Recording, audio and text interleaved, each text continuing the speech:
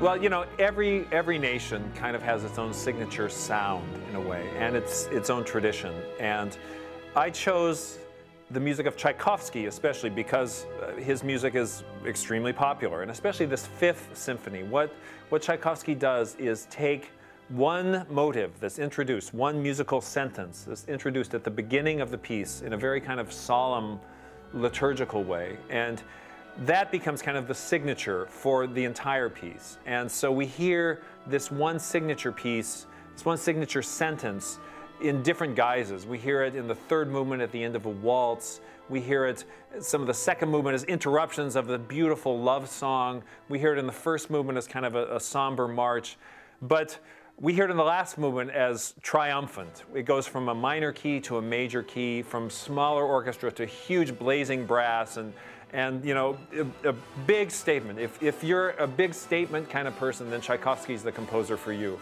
There's, you know, I shouldn't say there's nothing subtle about it, but because there are many beautiful subtleties in this piece. But there's also just great, triumphant, over-the-top, you know, over-the-top musical expression, and that's why people love Tchaikovsky. Great melodies, huge, lush orchestration.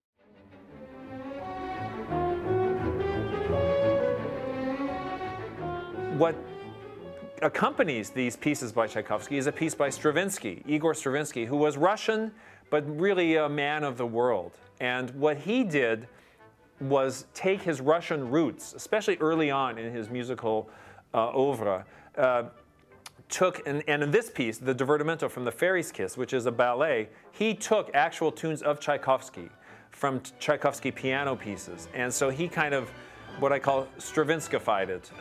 He took these tunes and made it a little more perky, a little more jazzy, but took the lush tunes of Tchaikovsky and gave him just a little modern edge to it. So it's a little bit edgy, but it also has Tchaikovsky tunes. And so for a Russian program and for a Stravinsky piece, it is absolutely the most Russian piece that Stravinsky could do. And so we have beautiful cello solos, we have gorgeous wind solos. It's all about lyricism and singing. But then Stravinsky kind of gives angles, sharp angles, and different harmonies, and kind of modernizes a little bit in really a beautiful way.